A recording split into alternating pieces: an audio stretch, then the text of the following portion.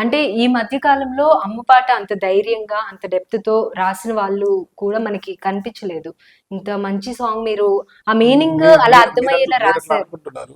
రాక్షస కావ్యం అని ఒక ఫిలిం కి నేనే పాట రాసిన. ఓకే. నేనే పాట రాసిన. చిత్రం ఏంది అంటే ఆ పాట రాసినప్పుడు విపరీతంగా వాడుకున్నాం థియేటర్లో. నేను ఆ లిరిక్ రాస్తున్నప్పుడు ఆ సినిమా డైరెక్టర్ ఎవరైతున్నారో ఆ అబ్బాయి పేరు శ్రీమాన్. హ్మ్. శ్రీమాన్ అని డైరెక్టర్. ఆయన నాకు సందర్భం చెప్తే నేను ఏడ్చిన. నా జీవితంలో మా నాన్న చనిపోయినప్పుడు, మా అన్న చనిపోయినప్పుడు ఏడ్చిన నేను. ఓకే. నేను సహజంగా ఏడవను. అట్లాంటిది నాకు ఆ డైరెక్టర్ నాకు కూర్చోబెట్టి కథ చెప్తున్నప్పుడు నేను ఏడ్చిన. అసలు డిస్టర్బ్ అయిపోయినా నేను మొత్తం ఆయన కథ చెప్తే. హ్మ్.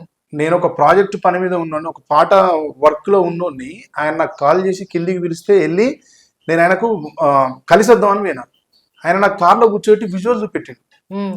ఆ విజువల్ చూపెడితే వీడియో ఎంత ఎక్సలెంట్ మేకింగ్ చేసిందంటే వాళ్ళు. మీరు ఈ రోజు మీరు వెళ్ళి మన ఇంటర్వ్యూ తర్వాత మీరు చూడండి కావాలంటే. ఓకే. రాక్షస కావ్యం అనే ఫిలిం లో అమ్మ పాట ఉంటుంది. హ్మ్. హ్మ్.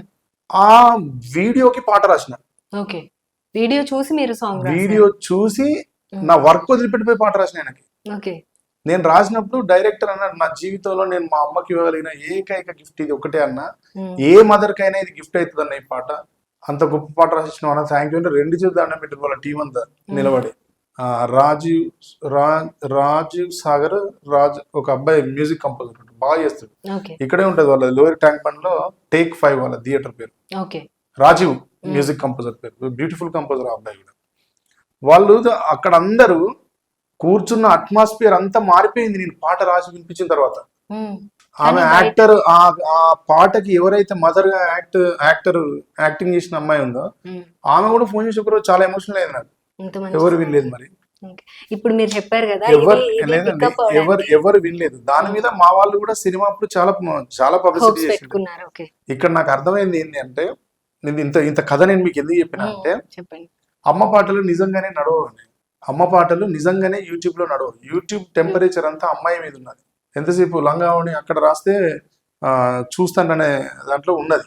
వాళ్ళ మార్కెట్ దాంట్లో ఉన్న నిపుణులంతా చెప్తున్న మాట ఇదే. ఇక్కడే ఉన్నది ఇండస్ట్రీ, మీరు రాంగ్ ట్రాక్ లో పోతున్నారు అన్నారు. అయినా మంచిదే, రిస్క్ చేసి మేము చేసినాం కాబట్టి వదిలేద్దామని వదిలేసినాం.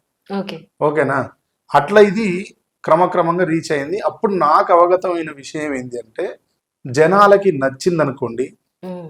అది ఏ విషయాన్నైనా వాళ్ళు పంచుకుంటారు అంతే. ఇంకా అవును. మనం దీనికోసం ఓ హీరోయిన్ నిలబడి ఓ హీరో నిలబడి దాన్ని యాడ్స్ లాగా ప్రమోట్ చేయడం. చేసుకోవాల్సిన అక్కర్లేదు. హ్మ్.